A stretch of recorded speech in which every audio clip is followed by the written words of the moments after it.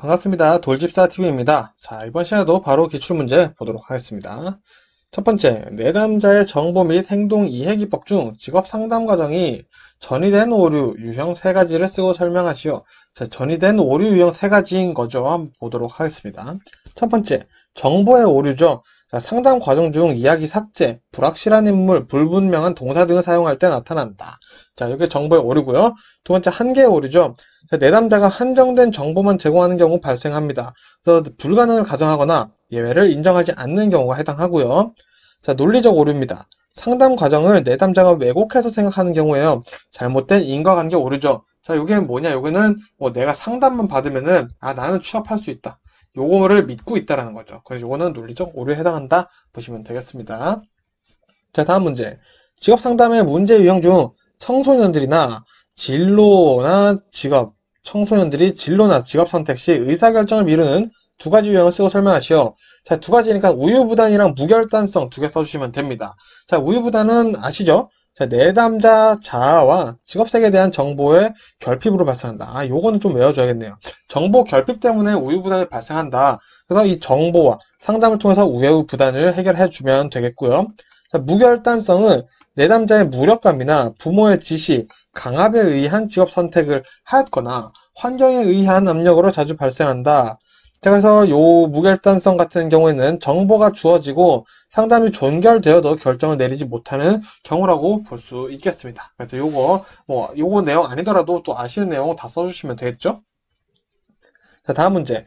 백의 인지적 상담에서 인지적 오류 세 가지를 제시하고 간략히 설명하시오. 자, 한 5가지, 6가지가 못해 있는데 우리가 외우기 쉬운 것만 뽑아서 보도록 하겠습니다.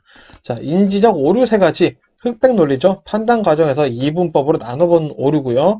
두 번째, 과도한 일반화죠. 한두 가지로 일반화하여 여러 상황에 적용하는 오류죠. 그래서 일반화의 오류다 보시면 되겠고요. 개인화, 자신과 관련이 없는 상황에도 불구하고 자신과 관련시키는 오류예요. 자, 그래서 요 흑백 논리, 과도한 일반화, 개인화가 인지적 오류의 세 가지 대표적인 것이다. 외워주시면 되겠고요. 자, 다음 문제. 스트롱 직업 흥미 검사의 척도 세 가지를 쓰고 설명하시오. 자, 우리 GOT, BIS, PSS 이렇게 있죠. 자, 그래서 먼저 GOT 보시면 일반 직업 분류죠. 그래서 흥미 영역에 대한 정보를 제공하며 홀랜드의 6가지 유형으로 나눠져 있다. 요게 제일 첫 번째 등장을 하죠. GOT. 홀랜드 6가지 유형으로 나눠져 있다. 자, 그리고 두 번째 BIS 기본 흥미 척도죠. 특정 활동 주제에 대한 개인의 흥미평가, 개인의 흥미평가를 제공하고요. 우리 앞에 나왔던 일반 직업분류, GOT의 하위척도 25개 항목으로 구성되어 6가지 유형에 대한 구체적인 정보를 얻을 수 있다. 홀랜드 6가지 유형을 나눈 게 GOT, 일반 직업분류였는데 이 기본 흥미척도인 BIS는 좀 더 구체적인 정보를 얻을 수 있거나 하위척도 25개가 제공된다. 보시면 되겠습니다. 자, 그리고 세 번째 PSS, PSS죠. 자, 개인 특성 척도입니다. 일상생활과 일의 세계에 대한 광범위한 특성을 측정하는 것으로 학습, 리더십, 모험심 등의 유형에 대한 개인의 선호를 측정하는 거예요. 그래서 이 개인 특성을 척도를 하는 건데 어디서? 자, 일상생활과 일의 세계에 대한 광범위한 특성을 측정하는 것이다. 라고 외워주시면 될 것 같습니다. 자, 다음 문제. 내담자의 성격 사정의 목적을 설명하시오. 자, 세 가지 설명하시오네요. 자, 성격 사정하는 이유는 뭐냐? 자기 인식 증진 가능하고요. 작업, 불만족의 원인을 확인할 수 있고요. 그리고 내가 좋아하는 일, 작업 역할, 작업 환경을 확인할 수 있기 때문에 우리 성격 사정을 하는 것이다. 라고 외워두시면 되겠죠. 자, 다음 문제. 심리검사의 유형 중 투사적 검사의 장단점을 세 가지씩 쓰고 설명하시오. 자, 좀 자주 나오는 문제입니다. 자, 투사적 검사의 장점 먼저 보겠습니다. 자, 다양하고 독특한 개인의 반응을 통해 개인을 잘 이해한다. 자, 개인을 이해할 수 있다는 거죠. 자, 두 번째. 검사에 대한 방어적 반응을 무력화한다. 자, 검사에 대한 방어적 자세를 취할 수도 있겠죠. 이거를 무력화하기에는 투사적 검사만한 게 없더라. 라는 거고요. 세 번째. 다양한 표현을 유도하여 무의식적인 내용을 이끌어낸다. 자, 검사자의 무의식적인 내용을 이끌어낼 수 있다는 거죠. 자, 그럼 단점은 뭐냐? 검사의 신뢰도와 타당도가 조금 부족한 편이라고 합니다. 자, 그리고 검사자나 상황 변인이 검사 반응에 영향을 미칠 수가 있다라는 단점이 있고요. 그리고 검사 채점이나 해석을 할 때는 아무나 하면 안 되겠죠. 전문성이 있는 사람이 해야 한다라는 단점이 있다. 라고 알아두시면 되겠습니다. 자, 다음 문제. 로저스의 인간 중심 상담의 철학적 과정 5가지를 쓰시오. 자, 우리 요거 1차 준비하시면서 많이 보셨죠? 자, 보겠습니다. 첫 번째, 인간은 가치를 지닌 유일한 존재이다. 두 번째, 인간은 성장력을 지닌 존재이다. 세 번째, 인간은 선하며 이성적이고 믿을 수 있는 존재이다. 네 번째, 인간은 결정을 내릴 권리와 미래를 선택한 권리가 있다. 권리가 있죠? 자, 5번째, 인간을 알기 위해 개인적, 주관적 생활에 초점을 맞춘다. 개인의 주관적 생활에 초점을 맞춘다. 그래서 인간은 가치 있는 존재. 가치 있는 존재다. 가치 있는 존재. 그리고 두 번째, 인간은 성장력을 지닌 존재다. 성장력이 있다. 그리고 세 번째, 인간은 선하고 이성적이고 믿을 수 있다. 선하다. 자, 네 번째, 결정의 권리 미래를 선택할 권리가 있다. 미래 선택. 자, 다섯 번째, 인간을 알기 위해 개인의 주관적 생활에 초점을 맞춘다. 개인의 주관적 생활에 초점을 맞춘다. 이렇게 해서 5가지 키워드 잡아놓고 풀어서 써주시면 되겠죠. 자, 다음 문제. 자, 심리검사에는 선다형이나 아니오 등 객관적 형태의 자기보고형 검사, 설문지 형태 검사죠?가 가장 많이 사용된다. 이러한 검사가 가지는 장점 5가지를 쓰시오. 자, 요거 문제도 자주 나오고 있어요. 자, 보겠습니다. 첫 번째, 검사의 실시, 채점, 해석이 쉽다. 그렇겠죠? 자, 두 번째, 신뢰도와 타당도가 검증되어 있다. 그렇죠. 객관적이니까요. 그리고 검사 시행기간이 짧다. 이것도 마찬가지고, 비용이 경제적이다. 자, 실시가 쉽다라는 거죠. 실시 쉬움.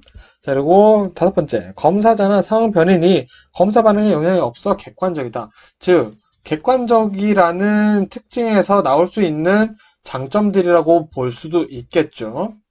자, 그럼 이번에 단점 보겠습니다. 심리검사에는 선다형이나 아니오 등 객관적 형태 자기보고형 검사가 가지는 단점 3가지를 쓰시오. 자, 약간 장점이었죠?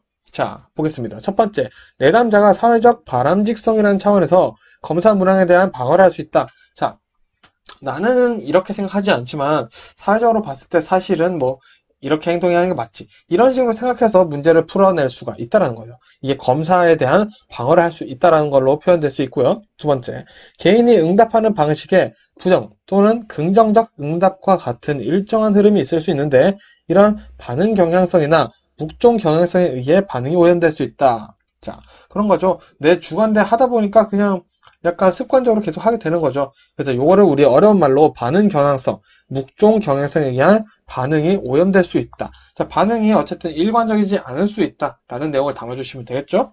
자, 세 번째, 문항의 응답이 제한적이어서 왜? 객관성이니까 이제 제한적일 수밖에 없겠죠? 그래서 수검자의 감정, 신념 등 무의식적인 요인을 밝히는 데 한계가 있을 수 있다. 아, 그래서 이 자기보고형 검사는 수검자들의 무의식적인 요인을 밝히는 데 조금 한계가 있을 수 있겠구나 라고 이해를 해주시면 되겠죠. 자, 다음 문제 보도록 하겠습니다. 내담자와 상담자 사이에서 대화를 가로막는 상담자의 반응 3가지를 쓰고 각각에 대해 설명하시오. 자, 그러니까 내담자가 싫어할 만한 행동이 뭐냐 이거죠. 첫 번째, 너무 이른 조언입니다. 자, 내담자에 대해서 잘 알지도 못한 상태에서 조언을 하면은 기분 나쁘죠? 네가 뭘 알아? 그죠? 두 번째, 가르치기입니다. 자, 우리 내담자는 우리가 배우러 온 게 아니에요. 상담받으러 온 거죠. 상담자가 내담자를 가르치려 든다면 내담자는 이야기를 줄이거나 상담자에 의존하는 모습을 보여야 된다. 라는 거 보시면 됐고요. 그리고 지나친 질문입니다. 자, 지나친 질문은 내담자를 수동적으로 만들게 될 수도 있다라는 거 알아두시면 좋을 것 같습니다. 자, 그래서 이번 영상은 여기서 마무리하고 전 또 다음 영상으로 인사드리도록 하겠습니다. 고생 많으셨습니다.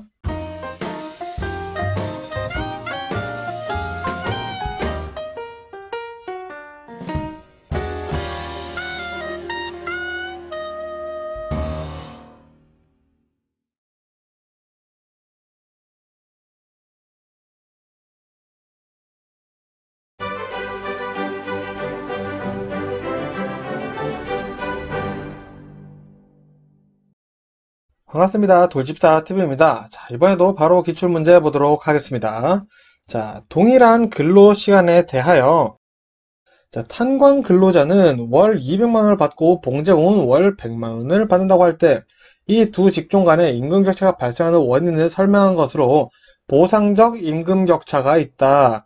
보상적 임금 격차의 개념 및 보상적 임금 격차가 발생하는 요인을 통해 위 두 근로자의 임금 격차를 설명하시오 되어 있습니다. 자, 요 시험 문제 자주 나오고 있으니까 집중해서 보시면 보시면 좋을 것 같아요. 자, 먼저 보상적 임금 격차 개념 한번 정리해 보겠습니다. 자, 어떤 특정 직종의 불리한 점을 임금으로 보상해 준다는 거죠. 그래서 다른 직업과 균등한 상태로 유지시켜 주는 것을 우리는 보상적 임금 격차의 개념이다 라고 얘기를 하고 있습니다. 자, 그럼 이게 왜 생기는지 5가지 보도록 하겠습니다.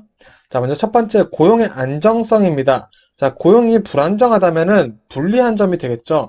그래서 이것, 실업으로 인한 소득 상실을 보상하기 위해서 생기고요. 두 번째, 작업의 쾌적성입니다. 자, 쾌적하지 않고 위험한 불이익을 금전으로 보상해 주는 거죠. 그리고 세 번째, 교육 및 훈련 비용입니다. 자, 취업을 하기 위해 필요한 교육이나 훈련 비용이 높은 직업이라면은 보다 높은 임금을 책정해 줘야 된다라는 거죠. 자, 그리고 네 번째, 책임의 정도입니다. 자, 책임이 따르는 직업이라면 그 책임의 크기에 맞는 임금을 지불해 준다는 거죠. 그리고 다섯 번째, 성패 가능성입니다. 자, 불확실한 장래를 가진 직업이라면 높은 임금, 고임금을 지불해주게 된다라는 요인이 있다라는 거 보시면 좋을 것 같고요. 자, 이 두 근로자의 임금 격차 한번 설명해 보겠습니다. 자, 우리 탄광 근로자는 봉제공보다 고용이 불안정하죠. 자, 그래서 고용의 불안정 첫 번째 나왔고요. 그리고 쾌적하지 못한 환경이죠. 두 번째 발생 요인이죠. 못한 환경과 위험한 환경 속에서 작업을 하고 있어요. 또한 교육 및 훈련 비용이 탄광 근로자 더 많이 들죠. 세 번째입니다. 그리고 책임의 경도도 더 크다고 볼 수 있겠죠. 네 번째죠. 그리고 미래에 대한 불확실성이 더 크기 때문에 다섯 번째 이유 다 나왔습니다. 그래서 더 높은 임금을 받는 것이 맞다, 옳다라고 설명을 깔끔하게 정리해서 해주시면 되겠습니다. 자, 다음 문제. 산업별로 임금 격차가 발생하는 원인 3가지를 쓰고 설명하시오. 자, 임금 격차가 발생하는 원인 3가지. 보상적이랑은 좀 다르죠? 그래서 보도록 하겠습니다. 자, 첫 번째, 노동 생산성 차이가 있을 수 있겠죠. 자, 한계 생산력 설에 근거하면 같은 조건에서 노동 생산성이 높은 산업은 임금 수준이 당연히 높을 수밖에 없겠죠. 그리고 두 번째, 노동조합의 여부입니다. 자, 노동조합의 역할이 우리 임금 관리를 해주는 것도 있죠. 그래서 노동조합의 여부와 교섭력의 차이에 따라 임금 격차가 차이가 나게 되겠고요. 세 번째, 산업별 집중도의 차이입니다. 상품 시장에서의 독과점 정도를 얘기를 하는 거예요. 그래서 이 정도가 차이가 클수록 임금 격차도 같이 커지게 된다. 그래서 이 3가지 같이 외워두시면 좋을 것 같습니다. 자, 다음 문제. 자, 노동시장에서 임금 격차를 발생시키는 경쟁적 요인 5가지를 쓰시오 라고 되어 있습니다. 자, 여기서 문제가 3가지에서 5가지 쓰라고 나올 수도 있는데요. 자, 먼저 이 필수 3가지 말씀드리겠습니다. 이 1, 2, 3번은 무조건 써주셔야 돼요. 그러면 첫 번째, 노동자의 생산성 격차입니다. 자, 단 인적 자본 투자로 인한 이유로 발생을 하는 거예요. 자, 우리 경쟁적 노동시장에서 임금은 노동의 생산성을 반영하겠죠. 노동의 생산성이 높다면 당연히 임금도 높겠죠. 그러므로 인적 자본 투자 차이로 인해 생산성 기여의 차이가 있다면 임금 격차가 발생한다. 즉, 노동의 생산성을 높이기 위해 우리 노동자에게 인적 자본 투자를 하게 되겠죠. 그래서 요것 때문에 차이가 생겨서 우리 생산성이 차이가 생긴다면 임금 격차가 발생한다라는 내용이 지금 나오고 있고요. 두 번째는 보상적 임금 격차입니다. 우리 방금 나왔죠. 고용이 안정성이 있냐, 작업이 쾌적하냐, 그리고 교육 및 훈련 비용은 많이 들었냐, 그리고 책임이 얼마나 있냐, 그리고 성패 가능성에 따라서 이런 근무 요건들의 차이에서 오는 합리, 불합리를 반영해서 결정해주는 임금 격차 때문에 우리가 임금 격차가 생길 수 있다라고 볼 수 있겠죠. 자, 그리고 세 번째, 시장의 단기적 불균형입니다. 자, 노동 공급이 비탄력성으로 특정 직종에서 노동 수요가 증가해도 단기에 노동 공급이 증가하지는 않겠죠. 그래서 임금이 상승해도 단기적으로 임금 격차가 발생할 수 있겠다라고 보시면 되겠습니다. 자, 이 내용을 좀 풀어서 보자면은, 자, 노동 공급의 비탄력성이라고 하면은 우리가 임금이 많이 오른다 하더라도 노동의 실업, 고용 이런 게 많이 차이가 나지 않는다라는 거죠. 그래서 이 내용이 지금 뒤에 풀어진 거예요. 특정 어떤 직종이든 노동 수요가 증가한다 해도 단기의 노동 공급이 같이 증가하지는 않죠. 그래서 어느 정도 임금이 상승하더라도 단기적으로는 임금 격차가 발생하게 된다라는 내용을 담고 있습니다. 그래서 이거는 이 탄력성과 비탄력성의 개념을 잘 잡아두시는 게 좀 도움 될 것 같습니다. 자, 그리고 5가지 쓰라고 했으니까 나머지 2개 보도록 할게요. 자, 효율 임금 정책입니다. 자, 효율 임금 정책이라는 거 일단 기본적으로 고임금 정책이죠. 그래서 높은 임금이 높은 생산성을 가져온다 라는 것으로 연결되는 게 우리 효율 임금 정책이죠. 그래서 기업이 생산성을 올리기 위해서 높은 임금을 지불할 경우 임금 격차가 발생할 수밖에 없겠죠. 그리고 다섯 번째, 질적 차이로 인한 생산성 격차입니다. 자, 우리 같은 인적 자본을 투자를 했어요. 우리 첫 번째 내용 볼까요? 자, 생산성 격차, 노동자가 인적 자본을 투자로 받아서 생산성이 높아졌다면 임금 격차가 발생하겠죠. 자, 그렇다 하더라도 노동자의 자질에 따라 이 개인마다 다 다르죠. 똑같은 교육을 받았다 하더라도 다 생산성이 올라가진 않겠죠. 자, 이제 그런 차이 때문에 또 임금 격차가 발생할 수도 있다는 거죠. 그래서 이 인적 자본 투자를 하였다 하더라도 그 개개인의 자질에 따라 차이가 있을 수 있기 때문에 생산성에 차이가 있을 수 있기 때문에 임금 격차가 또 발생할 수 있다라는 내용 담아주시면 좋을 것 같습니다. 자, 다음 문제 홀랜드죠. 자, 자주 나옵니다. 굉장히 자주 나온 문제고요. 홀랜드의 직업 흥미검사 6가지 유형을 쓰고 각각에 대해 간략히 설명하시오. 자, 우리 이거 리아색이라고 외웠었죠? 리아색이라고 외웠었습니다. 자, 먼저 풀어주시면 되겠죠. 현실형 R이죠. 기계, 도구, 동물에 관한 체계적이고 조직된 활동이나 현장 활동을 좋아하나 사회성이 부족하다. 장점과 단점 나눠서 써주시면 되고요. 탐구형이죠. 호기심이 많고 과학적 탐구 활동을 선호하나 리더십이 부족하다. 예술형, 창의적이고 감성이 풍부하고 개발적이나 반복적, 틀에 박힌 일을 피하며 규범적인 모습이 부족하다. 자, 그리고 사회형, 친절, 봉사, 이해심이 많아 타인을 돕는 것을 즐기나 탐구적, 기기적 능력이 부족하다. 진취형, 리더십이 있고 외향적이나 체계적, 과학적 활동에 약한 모습을 보인다. 관습형, 자료 정리와 수능을 잘하며 책임감이 강하나 변화와 융통성에 취약한 모습을 보인다. 자, 그래서 이거 전체 다 외워주셔도 좋지만 우리 육각형 모델 해보시면은 자, 리아색 되겠습니다. 자, 그러면 가장 멀리 떨어져 있는 것들이 가장 대립되죠. 그래서 우리 장단점을 구분해 보실 때 우리 아래 장점이다 하면은 이 S 사회형이죠. 자, 사회형의 단점이 될 수 있다. 자, 이런 식으로 역으로 해서 역설로 외워주시면은 또 간단하게 이해를 해보실 수가 있을 겁니다. 잘 기억 안 나실 때는 우리 시험 보실 때 육각형 그려놓고 한번 대조되는 것들 비교하면서 써주시면 좋을 것 같습니다. 자, 다음 문제 보겠습니다. 홀랜드의 육각형 모델과 관련된 해석 차원 중에서 일관성, 변별성, 정체성에 대해서 설명하시오. 혹은 5가지 다 설명하시오 라고 나올 수도 있습니다. 자, 그래서 한번 보도록 할게요. 자, 먼저 첫 번째, 일관성이죠. 6가지 흥미 유형 중 공통점을 가지는 유형인 경우, 즉 우리 육각형을 그려봤을 때 자, 리아색 쓰고 자, 이 R과 I 이렇게 붙어 있죠. 자, 그러면은 공통점이 어느 정도 있을 수 있겠다. 그러면 일관성이 있다 라고 보는 거죠. 자, 변별성, 차별성이죠. 자, 특정 유형의 점수가 높은 경우 변별성이 높다고 볼 수 있다. 자, 예를 들어서 우리가 홀랜드를 해봤는데 뭐 그림이 뭐 이런 식으로 나온 거예요. 자, 그러면은 다시 그리겠습니다. 좀 이런 식으로 나왔다 라고 보면은 지금 C가 가장 높다고 볼 수 있겠죠. 아, 제가 그러면은 변별성이 C가 가장 높다 라고 볼 수 있는 거죠. 자, 그리고 정체성 보겠습니다. 개인에게는 목표, 흥미, 재능에 대한 청사진을 말하고 환경에는 투명성, 안정성, 목표, 보상의 통을 말한다. 자, 이 정체성은 개인과 환경 2가지로 나눠서 설명을 해주셔야 된다는 거 알아주시고요. 자, 일치성, 개인과 환경이 부합되는 정도를 말하고요. 그리고 계측성, 유형들 간의 거리는 유형별 사이 관계에 반비례한다. 즉 가까우면은 둘이 친밀하지만 멀면은 거리가 멀어질수록 오히려 더 사이가 멀어진다. 더 일관성이 없어진다 라고 보시면 좋을 것 같습니다.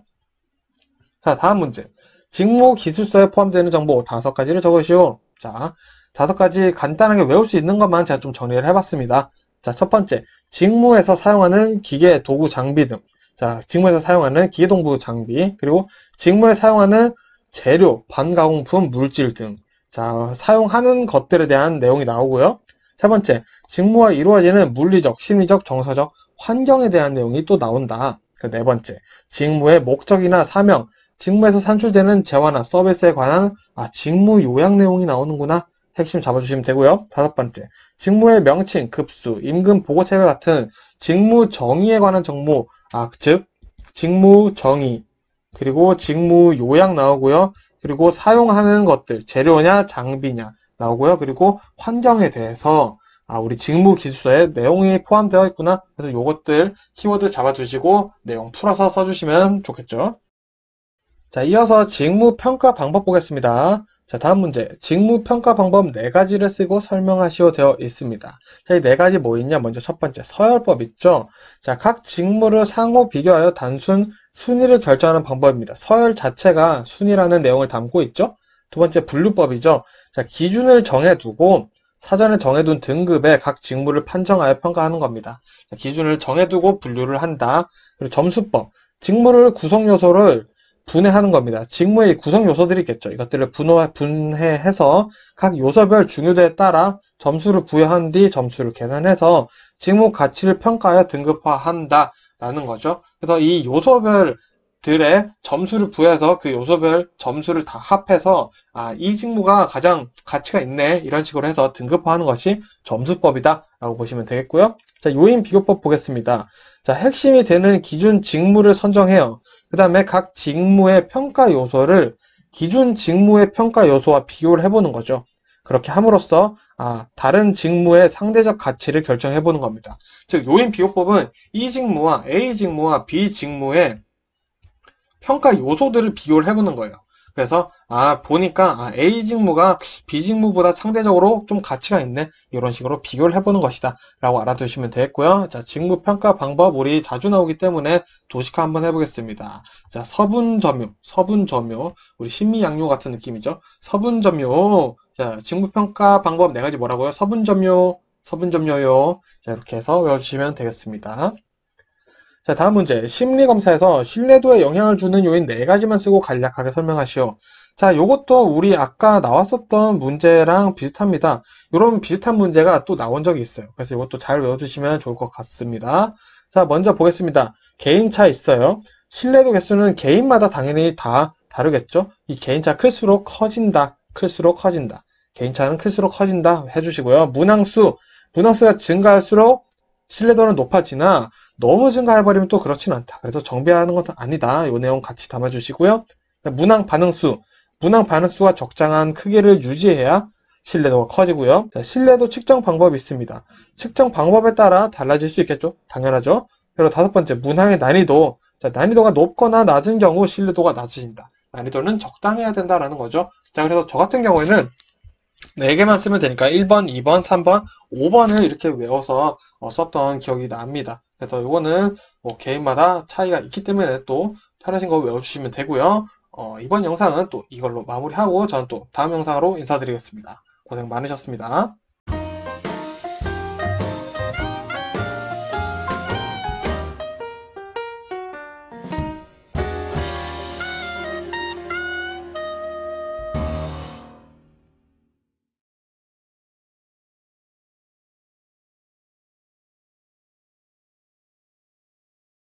반갑습니다. 돌집사TV입니다. 자, 이번 시간에도 기출문제 이어서 보도록 하겠습니다. 자, 첫 번째 문제.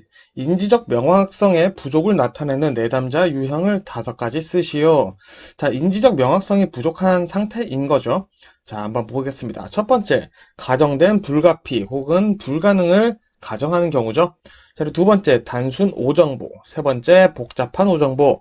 네 번째, 강박적인 사고. 다섯 번째, 원인, 결과의 착오를 가지고 있는 경우 인지적 명확성을 나타내는 내담자다 보시면 되겠습니다. 자, 다음 문제. 검사는 사용 목적에 따라 규준 참조 검사와 준거 참조 검사로 분류될 수 있다. 규준 참조 검사와 준거 참조 검사의 의미를 각각 예를 들어 설명하시오. 자, 예를 들어라고 했으니까 얘도 들어줘야겠죠. 자, 자주 나온 문제고요. 한번 보겠습니다. 자, 먼저 첫 번째, 규준 참조 검사. 자, 상대평가죠. 자, 상대평가를 해보는 것으로 개인의 점수와 타인의 점수를 비교해보는 것 간단히 써주시면 되고요. 심리검사나 수능 이런 것들이 이제 규준 참조 검사인 상대평가다 보시면 되겠고요. 두 번째, 준거 참조 검사입니다. 자, 그러면 절대평가겠죠. 자, 절대평가를 해보는 것으로 개인의 점수와 기준 점수를 비교해보는 것이다. 그래서 예로는 국가 자격시험 등 우리 보는 직업상담사도 준거 참조 검사죠. 자, 이렇게 써주시면 되겠습니다. 자, 다음 문제. 직업심리검사의 분류에서 극대 수행검사의 습관적 수행검사에 대해 설명하고 각각의 대표적인 유형 2가지를 쓰시오 되어 있습니다. 자, 극대 수행검사와 습관적 수행검사 한번 알아보겠습니다. 자, 극대 수행검사란 일정한 시간 내에 자신의 능력을 최대한 발휘하도록 하는 인지적 검사이고요. 지능검사나 적성검사가 해당합니다. 자, 습관적 수행검사는 뭐냐? 일상생활에서 보는 거죠. 일상생활에서의 습관적인 행동을 말 그대로 보는 거고요. 검토하는 정서적 검사이다. 해서 파트별로 이렇게 키워드별로 나눠서 정리해 주시면 되겠습니다. 그래서 예로는 성격 검사나 흥미 검사 등이 습관적 수행 검사에 해당한다 보시면 되겠습니다. 자, 다음 문제. 심리 검사에서 준거 장면에 따른 분류 세 가지를 쓰고 설명하시오 되어 있습니다. 자, 보도록 하겠습니다. 첫 번째, 모의 장면 검사입니다. 자, 실제적인 장면을 인위적으로 만들어 두고요. 그 장면에서 수검자의 수행과 성과를 관찰하고 평가하는 것이 모의 장면 검사이다. 보시면 되겠고요. 자, 실제 장면은 수검자의 실제적 생활 상황 또는 작업 장면에서 수행하는 행동과 그 결과를 측정하는 거죠. 자, 그래서 모의 장면과 실제 장면의 큰 차이라고 보면 사실은 그 상황을, 그 장면을 인위적으로 만들었냐 아니냐 그 차이 보시면 되겠고요. 세 번째, 경쟁 장면 검사입니다. 자, 작업 장면과 같은 상황에서 실제 문제 또는 작업을 제시하고 문제 해결을 요구하되 특히 경쟁적으로 수행하도록 하는 검사다. 자, 그래서 어느 상황에서 경쟁적인 상황을 만들어주고 어떻게 문제 해결을 하는지 보겠다라는 거죠. 자, 그래서 요 세 가지, 준거 장면에 따른 분류 세 가지 써주시면 되겠습니다. 자, 다음 문제. 2020 한국 직업사전에 수록된 부가직업 정보 중 5가지를 쓰시오 되어 있습니다. 자, 제가 6가지 준비해놨는데 편하신 거 5가지 외우시면 되겠죠? 첫 번째 정규교육이고요. 두 번째는 숙련기간, 세 번째는 직무 기능, 그리고 네 번째 작업 강도, 다섯 번째 육체 활동, 여섯 번째는 작업 환경입니다. 자, 그래서 쉽게 외우시기에 저 같은 경우에는 일단은 교육하면 정규 교육이죠. 그리고 교육을 하려면은 얼마나 숙련되어야 되는지 알아야겠죠. 그리고 그 숙련된 것을 바탕으로 어떤 직무를 해야 되는지, 기능이죠. 그리고 그 직무의 강도는 어떠한지, 작업 강도를 볼 거고요. 자, 그리고 그 작업의 환경은 어떠한지. 그래서 이렇게 저는 5가지를 외웠는데, 자, 편하신 것으로 외워주시면 되겠습니다. 자, 다음 문제. 한국 표준산업 분류 개요 중 산업활동, 산업분류 예정을 쓰시오. 자, 이 문제 잘 알아두셔야 됩니다. 자, 먼저 산업이란 유사한 성질을 가지는 산업활동에 주로 종사하는 생산단위의 집합이다. 자, 이게 핵심이죠. 생산단위의 집합이다. 근데 유사한 성질을 가지는 산업활동에 주로 종사하는 생산단위의 집합이 바로 산업이다. 보시면 되고요. 자, 그럼 산업활동은 뭐냐?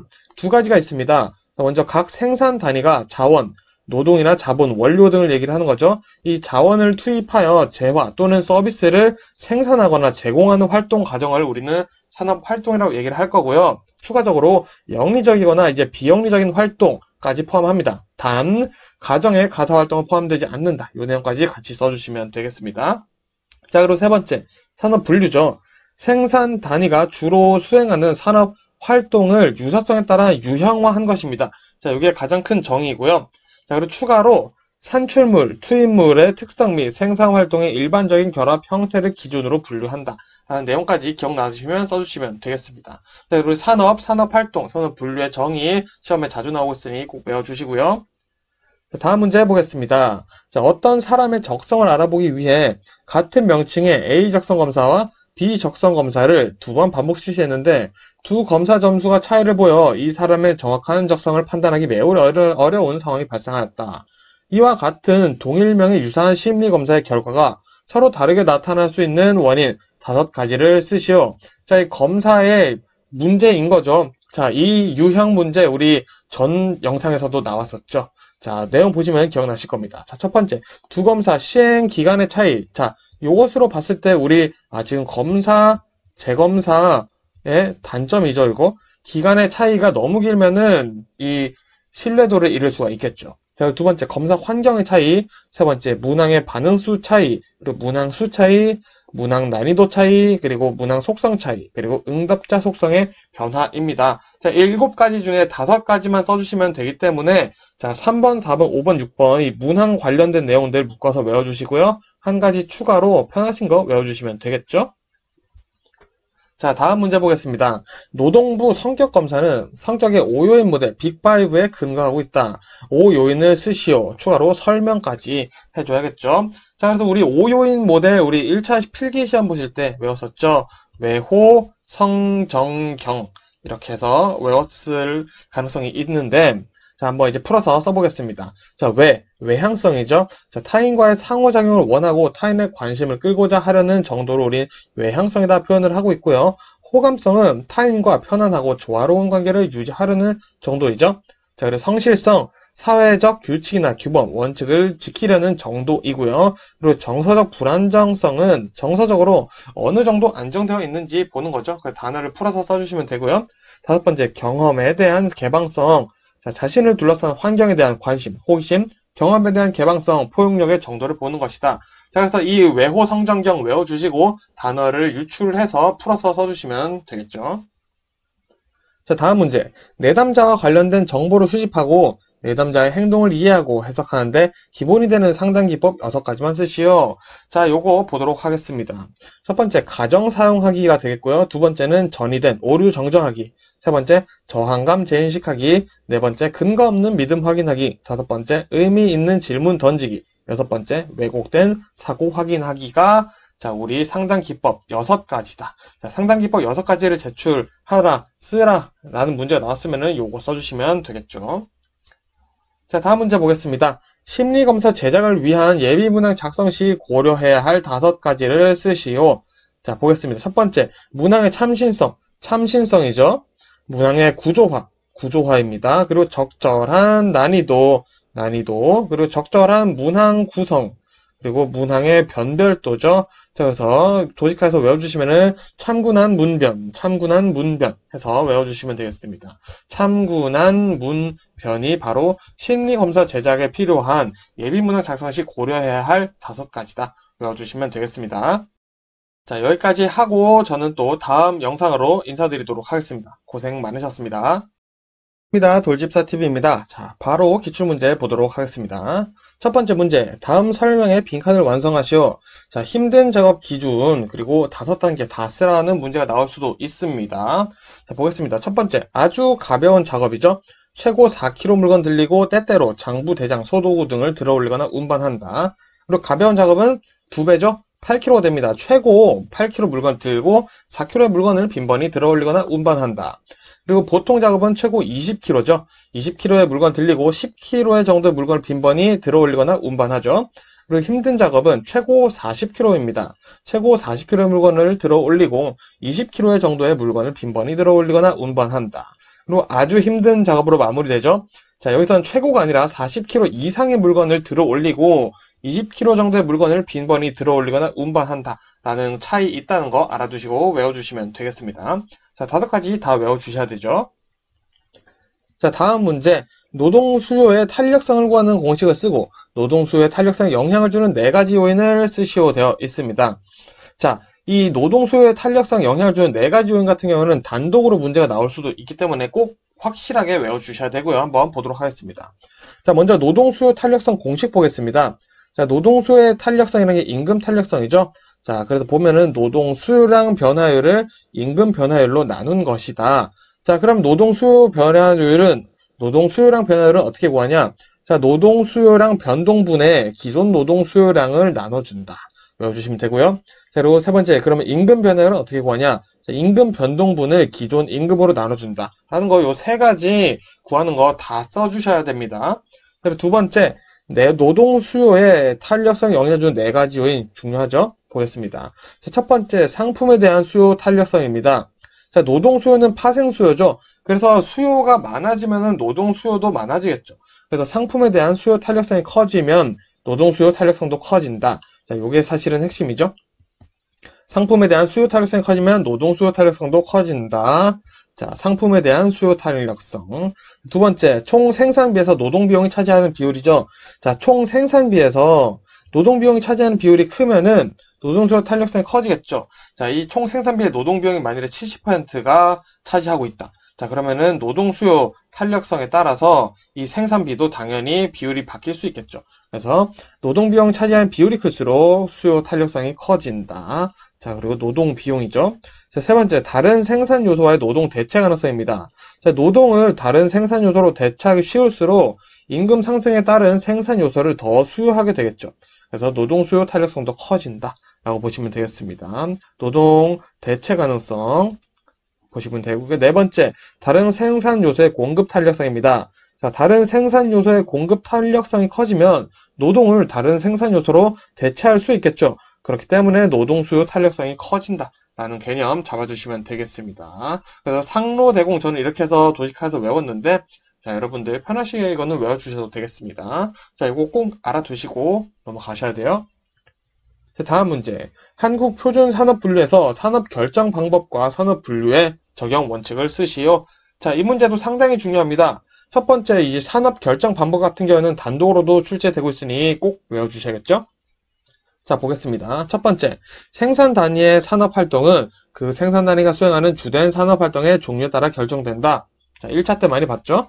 두 번째, 계절에 따라 정기적으로 산업을 달리하는 사업체의 경우에는 조사 시점에서 경영하는 사업과는 관계없이 조사 대상 기간 중 산출액이 가장 높았던 활동에 의하여 분류된다. 자, 이 두 가지가 가장 중요하죠. 세 번째, 휴업 중 또는 자산을 청산 중인 사업체의 산업은 영업 중 또는 청산을 시작하기 전의 산업 활동에 의하여 결정하며 설립 중인 사업체는 개시하는 산업 활동에 따라 결정한다. 자, 이 내용 우리 1차 때 많이 나왔던 문제이기 때문에 눈으로는 편하시겠지만 이제 손으로도 쓰는 연습 꼭 해주셔야겠죠. 자, 그리고 두 번째, 산업 분류의 적용 원칙 보겠습니다. 자, 생산 단위는 산출물뿐만 아니라 투입물과 생산 공정 등을 함께 고려하여 그들의 활동을 가장 정확하게 설명된 항목에 분류하여야 된다.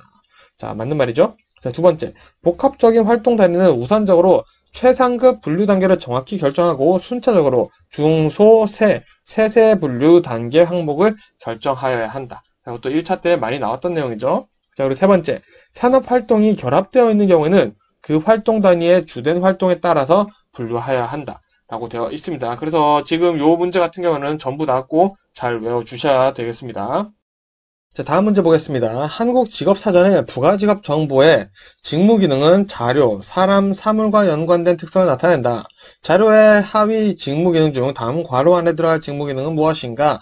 자, 요 문제 뭐 자주 나오는 문제는 아닙니다. 그래서 선택해서 외워주시면 되고요. 내용 보시면은 종합, 조정, 분석, 수집, 계산, 기록, 비교 되어 있습니다. 그래서 요거 여유 되시면은 도식해서 외워주시면 되겠죠. 종조, 분수, 계기비, 종조, 분수, 계기비다. 자, 자료의 하위 직무 기능은 종조, 분수, 계기비다 라고 도식화해서 뭐 여유 나실 때 외워주시면 되는 정도의 문제네요. 자, 다음 문제 보겠습니다. A 기업은 시간당 임금이 4,000원이네요. 자, 4,000원일 때 2만 시간의 노동을 필요로 한다. 자, 임금이 5,000원으로 인상되면 10,000시간의 노동을 필요로 한다. 자, B기업은 임금이 시간당 6,000원일 때 3만 시간의 노동을 필요로 한다. 임금이 5,000원으로 인하되면 33,000시간의 노동을 필요로 한다. 자, 요런 정보가 나왔고요. 자, 문제 보겠습니다. 자, 첫 번째. 자, 지금 보시면은 2번으로 시작되어 있죠? 자, 2번으로 시작되어 있는 게 이 문제 같은 경우는 원래 1번부터 있는데 1번이 계산 문제입니다. 그래서 계산 문제는 이제 또 한번 계산 문제만 몰아서 설명드리고 빼놨고요. 일단 이 문제를 풀기 위해서 일단 우리가 알아야 되는 게 탄력성입니다. 그래서 일단은 제가 여기에 1번 문제를 정답만 말씀드릴게요. A 기업 같은 경우에는 지금 노동수요 임금 탄력성이 2고요. B 기업은 계산해보시면 0.6이 나옵니다. 자, 일단 요거 가지고 한번 문제 보도록 하겠습니다. 자, 두 번째 문제죠. 자, A, B 각 기업의 노동조합에 임금 협상 시도하려고 할 때 그 타격 가능성이 높은 기업은 어디인가? 자, 그래서 B 기업입니다. 자, 왜? 네, 이유를 설명을 해야겠죠. 자, 그 이유는 무엇인지 설명하시오라는 문제가 또 있습니다. 자, 노동조합의 교섭력은 노동수요의 임금 탄력성이 비탄력적일수록 커진다. 자, 그래서 우리 B기업이 문제를 계산해보면은 탄력성이 0.6이죠. 자, 0.6이면은 비탄력적이다라고 볼 수가 있겠죠. 그래서 노동 수요의 임금 탄력성이 비탄력적이면 임금의 변화에 따라 고용량 변화도 적기 때문에 실업이 감소하기 때문에 임금 협상을 시도할 때 그 타격 가능성이 더 높다라고 볼 수 있겠죠. 자, 그래서 이 문제 같은 경우에는 이렇게 써주시면 되고요. 이 문제를 이제 풀기 위해서는 우리가 임금 탄력성을 먼저 구해야지 풀 수가 있는데, 계산하는 문제는 제가 또 계산 문제로 따로 뽑아놔서 정리를 해 놨으니 계산 문제로 또 설명 더 드리도록 하겠습니다. 자, 다음 문제 보겠습니다. 진로 상담 과정에서 관계 수립을 위한 기본 상담 기술 5가지를 기술하시오 되어 있습니다. 자, 요 5가지 보시면은 금방 이해가 되실 거예요. 자, 먼저 공감이죠. 자, 내담자의 경험이나 감정을 비슷한 수준으로 이해하는 것. 그리고 경청, 내담자가 표현한 언어, 비언어까지 이해하는 것이고요. 세 번째 반영입니다. 내담자의 생각과 언어를 다른 말로 부연 설명해 주는 것이죠.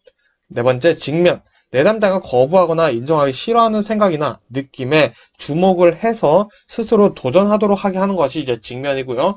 다섯 번째 명료합니다.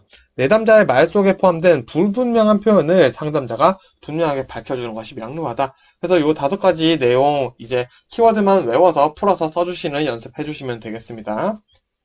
다음 문제 보겠습니다. 심리검사의 사용 목적 세 가지를 쓰고 설명하시오. 자, 이 문제도 뭐 자주 나오는 문제는 아니지만 봐야겠죠? 자, 첫 번째 개인적 기능입니다. 자기 이해를 증진시켜 강점, 단점을 파악시키고 자신의 강점을 토대로 진로를 결정하도록 도와서 성공 가능성을 돕는다. 즉 본인의 강점, 단점을 알게 해서 그 강점을 살려서 직업 선택하는 데 도움을 주겠다는 거죠. 그리고 두 번째 예측적 기능입니다. 자, 개인의 특성을 파악해서 개인의 수행을 예측하도록 돕는다. 개인적 특성을 알게 되면은 이제 그분이 뭘 해야 될지 어느 정도 예측할 수 있겠죠? 자, 세 번째 조사적 기능입니다. 특정 집단의 성향이나 행동 경향을 조사하고 연구를 통해 특정 집단의 특징을 규명하고자 하는 목적으로 사용하기도 한다라는 특징이 있군요. 이렇게 세 가지 알아두시고 외워주시면 되겠습니다. 자, 다음 문제. 직업 상담의 과정 5단계를 쓰시오. 자, 이 문제 은근 자주 나와서 별 한 반 개 정도 괜찮을 것 같습니다. 그래서 요거는 도식화해서 일단 외워주시는 게 좋겠죠. 관진목개평. 관진목개평이다. 라고 일단 도식화해 두시고 보겠습니다. 자, 관계 형성이죠. 상담 초기에 이루어지며 내담자와 상담자 간의 신뢰와 존중이 형성된다. 사실 요 단계 우리 라포를 형성하는 단계라고 볼 수 있겠죠. 두 번째, 진단 및 형성. 직업 문제와 심리 검사를 통해 개인적 특성을 진단하고 측정한다. 목표 설정. 내담자가 바라는 목표를 설정하고 우선순위를 정한다. 네 번째, 개입. 내담자의 목표 달성을 위해 상담자가 중재, 상담 등에 개입을 하는 거죠. 다섯 번째, 평가입니다. 자, 이제 상담 목표에 얼마나 도달했는지 보고 이제 상담자의 개입 효과가 얼마나 있었는지 평가를 해보는 단계라고 보시면 되겠습니다. 그래서 관진목 개평 해서 직업 상담의 과정 5단계 도식화해서 외워주시면 되겠습니다. 자, 다음 문제. 직업 상담을 위한 심리검사 선정 시 고려사항 4가지를 쓰시오. 자, 5가지 준비해놨는데 편하신 거 외워주시면 되겠죠. 첫 번째, 심리검사의 목적을 분명히 밝히고 일치성을 확인한다. 두 번째, 검사 선택에 있어 내담자를 반드시 포함해야 한다. 세 번째, 신뢰도와 타당도가 높은 표준화된 검사 방법을 사용한다. 네 번째, 내담자의 문제점을 정확히 파악 후 실시 여부를 결정한다. 다섯 번째, 실시의 간편성, 오타가 좀 있네요. 간편성, 경제성 등 실용성을 고려해야 된다. 그래서 이 키워드 같은 거 좀 빼서 외워보시면은, 자, 일치성을 확인한다. 검사 선택에 있어서 내담자를 포함한다.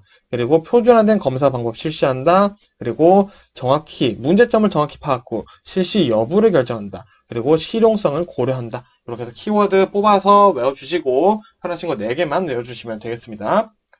자, 마지막 문제 보겠습니다. 직업 심리 검사에서 측정의 기본 단위인 척도의 4가지 유형을 쓰고 각각에 대해 설명하시오. 자, 요거 4가지 뭐 써줘야 되는지 한번 보겠습니다. 첫 번째, 명명척도죠. 자, 명명척도는 단순 속성 간의 차이만 구별하는 용도죠. 그래서 우리 주민등록번 앞에 1이냐, 2이냐, 요거 남자냐, 여자냐, 요거만 본다. 그게 명명척도인 거죠. 자, 서열척도는 이제 숫자가 나오죠. 자, 근데 숫자는 속성의 차이뿐만 아니라 순위에 대한 정보도 가지고 있다. 서열 자체가 순위를 얘기를 하고 있죠. 그리고 등간척도는 이제 명명척도와 서열척도의 특징을 모두 가지고 있죠. 그리고 또 크기의 정도를 파악할 수 있다. 이 내용 추가로 써주시면 되고요. 그리고 비율척도는 서열, 그리고 차이, 등간 정보 외에도 비율에 대한 정보도 포함하고 있다. 이렇게 그냥 간단히 풀어서 써주셔도 된다는 거 말씀드리고요. 이번 영상은 여기서 마무리하고 저는 또 다음 영상으로 인사드리겠습니다. 고생 많으셨습니다. 돌집사TV입니다. 자, 이번 시간에도 바로 문제 보도록 하겠습니다. 첫 번째, 한국표준산업분류에서 산업분류의 정의를 쓰시오 되어 있습니다.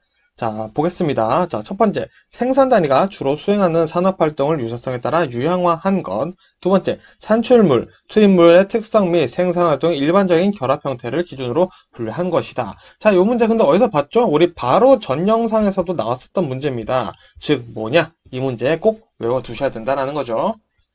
자, 다음 문제 보겠습니다. 한국표준산업분류는 생산 단위가 주로 수행하고 있는 산업활동을 그 유사성에 따라 유형화한 것으로 방금 나온 내용이네요. 자, 3가지 분류 기준에 의해 분류된다. 이 3가지 분류 기준을 쓰시오.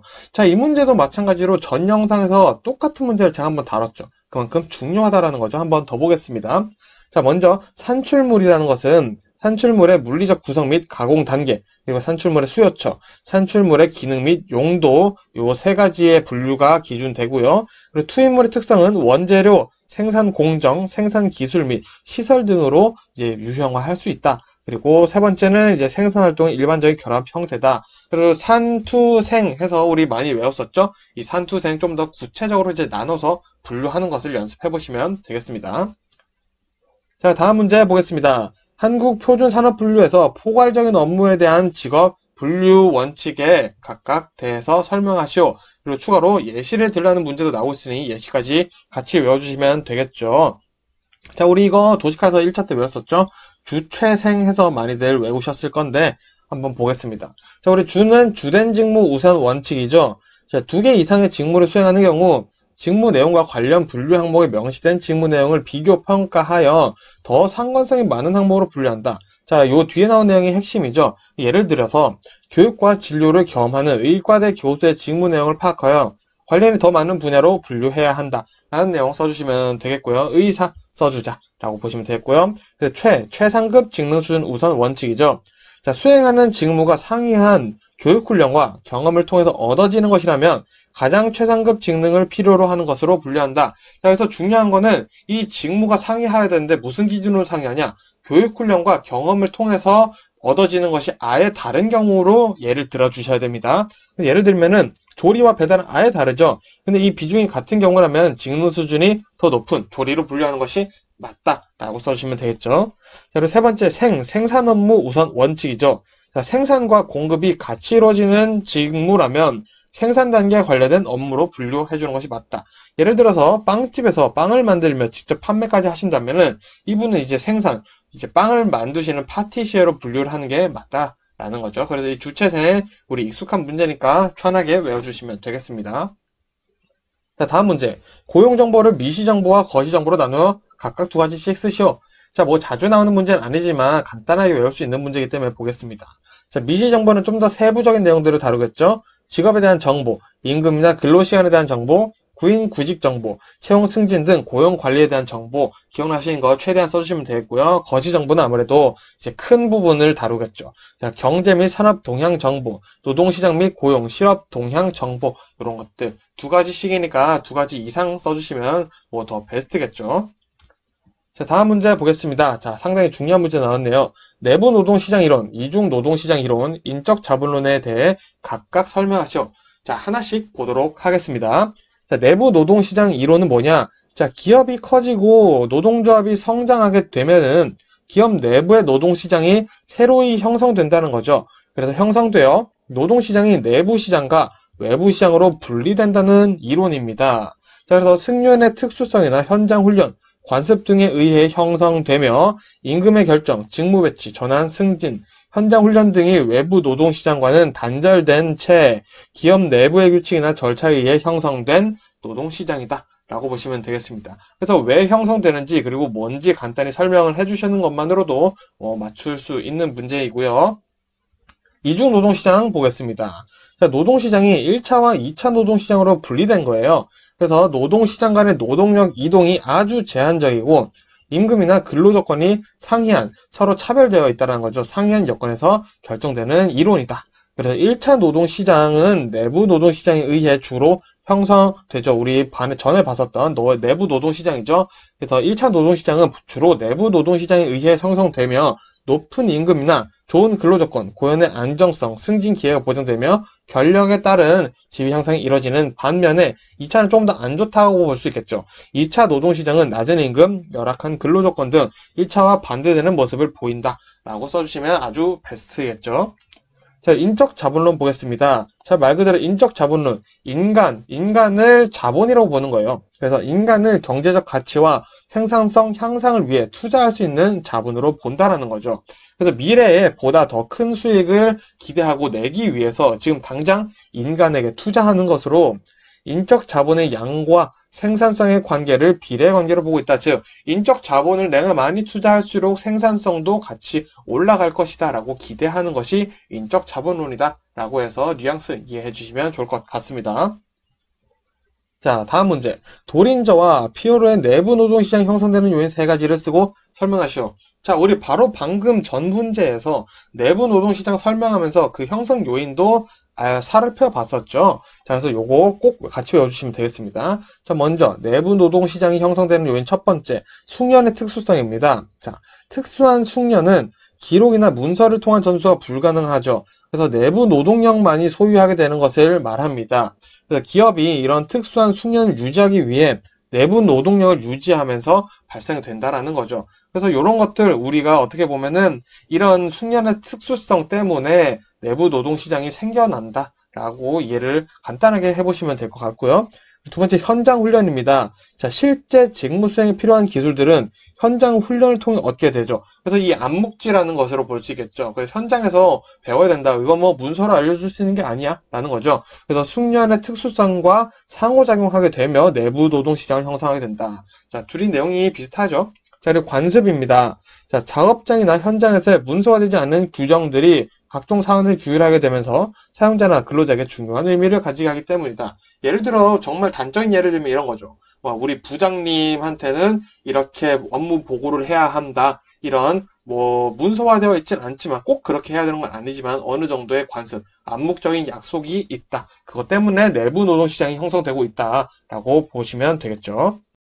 자, 다음 문제 보겠습니다. 자, 이중 노동시장 이론에서 1차 노동시장의 직무 혹은 소속 근로자들이 갖는 특징 5가지를 쓰시오. 자, 우리 1차 노동시장, 아까 문제에서 봤지만 약간 좋은 임금 그리고 쾌적한 환경 이런 것들을 가지고 있었죠. 그래서 이걸 좀 더 디테일하게 외워봐야겠죠. 자, 먼저 1차 노동시장의 직무는 비교적 고임금이고요. 쾌적한 근로조건, 그리고 고용의 안정성, 승진기회 보장의 공평성이 있고요. 합리적인 노무 관리가 이루어지고 있다라고 보시면 되겠고요. 그리고 1차 노동시장의 소속 근로자들이 가진 특징은 낮은 실업률, 낮은 결근 및 이직률, 그리고 직업 훈련의 기회가 많고요. 경력에 따른 임금과 권한, 책임, 지위 상승, 연공급의 특징이죠. 이런 것들을 가지고 있다라고 되어 있습니다. 자, 그래서 요 8가지인데요. 우리 5가지를 쓰라고 했죠. 그래서 요 8가지 중에 5가지 아무거나 써주셔도 상관이 없기 때문에 편하게 나눠서 외워보시라고 제가 이렇게 4가지 굳이 나눈 거니까 큰 의미 두지 마시고 편하신 거 5가지만 외워주시면 되겠습니다. 그럼 마지막 문제 보겠습니다. 인적 자본에 대한 투자의 대상을 3가지만 쓰고 각각에 대해 설명하시오. 자, 우리 아까 인적 자본은 생산성 향상 기대를 하기 위해서 당장 사람에게 투자를 하는 것으로 보는 거죠. 그래서 사람은 또 자본이라고 보는 것이죠. 자, 그러면 이 투자를 어디에 하냐? 요거를 묻는 거죠. 첫 번째는 건강입니다. 직원들의 건강이죠. 네, 건강 수준이 올라가면 노동 공급 시간도 일정 수준 이상 유지시킬 수 있고 결근을 줄여서 경제적 손실을 줄일 수 있다라고 보는 거고요. 그리고 이주입니다. 자, 근로자가 자신의 생산 능력을 잘 발휘할 수 있는 곳으로 이주시키고 파견시키는 거죠. 거기로 보내는 거죠. 그래서 자신의 가치를 높이게 해주는 거죠. 이는 장기적일 때 더 경제적이다. 한마디 붙여주면 좋겠고요. 그리고 현장 훈련입니다. 자, 취업 후 우리 사업장의 작업 현장에서 작업을 통해 배우게 되는 기술 훈련이다. 요 기술 현장 훈련시키는 것도 인적 자본을 투자하는 것이구나 라고 알아두시면 좋을 것 같습니다. 자, 그래서 이번 영상은 여기까지 하고요. 저는 또 다음 영상으로 인사드리도록 하겠습니다. 고생 많으셨습니다. 돌집사 TV입니다. 자, 기출문제 바로 보도록 하겠습니다. 첫 번째, 부정적인 심리 검사 결과가 나온 내담자에게 검사 결과를 통보하는 방법에 대해서 설명하시오. 자, 이렇게 나올 수도 있고 혹은 4가지를 설명하실 수도 나올 수 있기 때문에 4가지 외우시는 게 좋겠죠. 자, 첫 번째, 내담자의 방어를 최소화하는 해석을 한다. 자, 두 번째, 내담자의 결과에 충격받지 않도록 한다. 자, 그래서 어떻게 하라는 건 얘기는 안 나오고 뭐 당연한 얘기를 하고 있네요. 세 번째, 통계적 숫자나 용어보다는 일상적인 용어로 설명한다. 이렇게 하면 되는구나. 이해하시면 되고요. 네 번째, 타인에게 알려지지 않도록 비밀 보장에 유의한다. 자, 비밀 보장 될 거니 걱정하지 마세요. 이런 얘기를 해주라는 거죠. 자, 이런 내용은 뭐 자주 나오는 건 아니지만 읽어보시면서 이해하시면 될 것 같고요. 자, 다음 문제. 정신분석 상담에서 필수적 개념인 불안의 3가지 유형을 쓰고 각각에 대해 설명하시오. 자, 우리 이거 1차에 많이 본 내용이죠. 현신도라고 많이들 외우셨을 겁니다. 자, 그래서 현실적 불안이죠. 현실 세계에서 자학하는 실제적 위험에 느끼는 자아의 불안인 거죠. 그래서 실제적으로 위협이 있는 것에 대한 느끼는 불안이 현실적 불안이다 보시면 되겠고요. 자, 신경직적 불안이죠. 자, 자아와 원초와 간의 갈등이며 본능이 통제되지 않아 생기는 불안이다 라고 보시면 되겠고요. 그리고 도덕적 불안, 자, 원초아와 초자 간의 갈등이며 수치심과 죄의식을 느끼는 불안이다. 그래서 도덕적이지 않았을 때 내가 느끼는 불안이다 라고 그냥 이해해 주셔도 될 것 같습니다. 자, 다음 문제. 자, 임금이 상승하면 노동 공급 곡선은 우상향한다. 이것은 참인지 거짓인지 불확실한지 판정하고 여가와 소득의 선택 모형에 의거하여 그 이유를 설명하시오. 자, 굉장히 중요하죠. 자, 여기 문제를 풀려면 우리가 대체 효과, 이제 소득 효과를 잘 이해를 하고 있다면은 어떻게든 써서 낼 수 있습니다. 자, 먼저 봤을 때 첫 번째 판정을 해야겠죠. 판정, 불확실할 것이다 라고 판정을 하고 이제 근거를 써 주셔야겠죠. 자, 근거는 자, 다음과 같습니다. 자, 임금이 상승하면 노동 공급량을 더 늘리는 대체 효과가 있죠. 자, 대체 효과나 임금이 상승한 만큼 노동 공급 대신 여가를 선택하는 소득 효과가 발생하게 됩니다. 자, 근데 그래서 임금이 낮다면 대체 효과가 소득 효과보다 더 크죠. 그래서 노동 공급 곡선이 우상향하게 됩니다. 자, 근데 임금이 지속적으로 상승된다면 대체 효과보단 소득 효과가 더 커져서 노동 공급을 줄이는 후방 굴절 현상을 보이게 되죠. 자, 이거 좌상향한다라고도 얘기할 수 있습니다. 자, 즉 임금이 상승하기에 따라서 노동 공급 곡선을 우상향하다가 후방 굴절 현상을 보여주게 되는 것이 맞다라는 거죠. 자, 그래서 요거는 우상향하는 것이 뭐 거짓이라고 하기에는 지금 정보가 많이 부족하지 않다. 그래서 불확실할 것이다 라고 얘기를 해주는 것이 좀 더 맞는 말이다 라고 보시면 될 것 같습니다. 자, 다음 문제 보겠습니다. 여가와 소득의 선호에 대해서 대체 효과와 소득 효과의 의미를 쓰고 여가가 정상제일 때와 열등제일 때 소득 증가에 따른 노동 공급 변화를 설명하시오. 자, 우리 이것도 1차 때 많이 공부를 하신 내용이죠. 자, 그래서 대체 효과 한번 보겠습니다. 자, 임금 상승이 여가의 기회비용을 증가시켜 여가 시간보다 노동 공급 시간을 증가시키는 것을 더 선호하는 거죠. 즉 내가 임금이 올랐으면 오른 만큼 내가 일을 더 열심히 해서 돈을 더 벌겠다라는 느낌인 거죠. 자, 근데 소득 효과는 임금 상승으로 전보다 더 적은 일을 해도 동일한 소득이 되기 때문에 노동 공급 시간보다 여가 시간을 더 선호하기 시작하게 되는 것이죠. 자, 여가가 이제 지금 이 내용 같은 경우는 정상제일 때인 거죠. 자, 여가가 정상제라면은 소득 효과가 발생을 하게 되는 거고요. 여가가 열등제일 때라면은 이제 대체 효과가 발생한다. 그래서 대체 효과는 열등제일 때, 그리고 소득 효과는 여가가 정상제일 때 이런 현상이 발생하게 될 것이다 라고 써주시면 될 것 같습니다. 자, 그래서 우리 또 보시면은 좀 더 풀어서 써줘야겠죠, 이 내용을. 자, 여가가 정상제인 경우 노동 공급 어떻게 변하냐? 자, 임금 상승으로 소득이 증가해도 임금 수준이 낮다면 대체 효과가 더 커서 노동 공급은 증가하게 되겠죠. 자, 하지만 임금 수준이 높다면 소득 효과가 더 커서 노동 공급 곡선은 후방 굴절하는 모습을 보이게 된다. 자, 그래서 우리 요 내용을 꼭 써주셔야 된다라는 거죠. 자, 그리고 여가 열등제일 경우 노동 공급 어떻게 변하냐? 자, 임금 수준과는 상관없습니다. 노동 공급은 증가하게 되며 여가 수요가 당연히 감소하겠죠. 열등제이기 때문에. 그래서 노동 공급량 증가로 인해 노동 공급 곡선은 우상향하게 된다. 그래서 우리가 이런 문제 풀어주실 때 임금 상승 여부에 대한 얘기 하나, 그리고 거기에 따른 대체 효과, 소득 효과에 대한 설명, 그리고 그 그래프가 그 곡선이 노동 공급 곡선이 어떤 식으로 나올 건지 얘기까지 다 같이 써주시는 게 일단은 가장 베스트다라는 거 알아두시면 좋을 것 같습니다. 다음 문제 보겠습니다. 노동 공급의 결정 요인 5가지를 쓰시오. 자, 이거 1차 때 많이 나왔죠? 첫 번째, 인구의 규모와 구성. 두 번째, 경제활동 참가율. 세 번째, 주당 노동시간 및 연간 노동시간. 네 번째, 일에 대한 노력. 다섯 번째, 노동력 질이다. 이 5가지 선택해서 외워주시면 될 것 같습니다. 자, 다음 문제. 한국직업사전에 수록된 부가직업 정보 중 정규교육, 숙련기간, 직무기능의 의미를 기술하시오. 자, 하나씩 보겠습니다.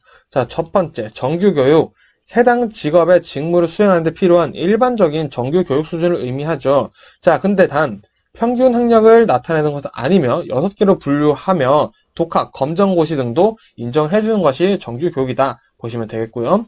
자, 숙련기간은 뭐냐? 자, 정규교육 이수 후 다음에 숙련기간이 나와요. 그래서 정규교육 이수 후 직업의 직무를 평균적으로 수행하기 위해 필요한 교육이다.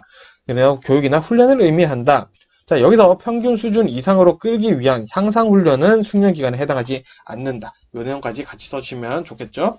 그리고 직무 기능 보겠습니다. 자, 해당 작업자가 직무 수행 과정에서 자료, 사람, 사물의 어떤 관련도를 가지는가를 보여준다. 자료, 사람, 사물과 어떤 관련도가 있는지 보여주는 것이 직무 기능이다. 요 자료, 사람, 사물, 데이터, people, DTP죠, DPT죠. 자, 그래서 요 세 가지 같이 써주시면 직무 기능 설명이 된다. 보시면 되겠습니다. 자, 다음 문제 보겠습니다. 아래의 표는 한국직업사전에 수록된 특수교육교사의 직업정보에 관한 내용이다. 아래표의 숙련 기간의 의미와 작업 강도의 의미를 설명하시오. 자, 우리 방금 전 문제에서 지금 숙련 기간이 뭔지 나왔죠. 자, 향상 훈련은 숙련 기간에 해당하지 않는다. 그리고 직무를 평균적으로 수행하기 위해서 필요한 교육 훈련을 얘기한다. 저거 머릿속에 담고 보겠습니다. 자, 먼저 숙련 기간 다시 보겠습니다. 자, 정규 교육 이수 후 직업의 직무를 평균적으로 수행하기 위해 필요한 교육이나 훈련이죠. 자, 그래서 평균 수준 이상으로 끌기 위한 향상 훈련은 숙련 기간에 해당하지 않는다. 자, 그래서 지금 숙련 기간 보니까 1년 초과에서 2년 초과죠. 자, 그래서 1년 초과 2년 이하는 숙련 범주 수준 6에 해당한다. 요거를 같이 써주시면 되겠죠. 자, 그리고 작업 강도 볼게요. 보통 작업이네요. 보통 작업에 대한 설명 써주시면 되겠죠. 자, 작업 강도라는 것은 해당 직업의 직무를 수행할 때 필요한 육체적 힘의 강도만 나타내는 거죠. 총 5개로 나눈다. 자, 다 써줄 필요는 없고요. 자, 각각의 작업 강도는 들어올림, 밈, 당김, 운반을 기준으로 결정하며 보통 작업은 최고 20kg의 물건을 들어 올리고 10kg 정도의 물건을 빈벌이 들어 올리거나 운반하는 것을 의미한다. 자, 그래서 작업 강도 설명 다 못 쓰시겠으면은 이제 보통 작업에 대한 설명이라도 써주시면 부분 점수 들어가겠죠. 자, 끝으로 마지막 문제 보겠습니다. 자, 임금의 하방 경직성의 의미를 설명하고 임금의 하방 경직성의 원인 5가지를 쓰시오 되어 있습니다. 자, 먼저 의미 써보겠습니다. 자, 하방 경직성이란 뭐냐?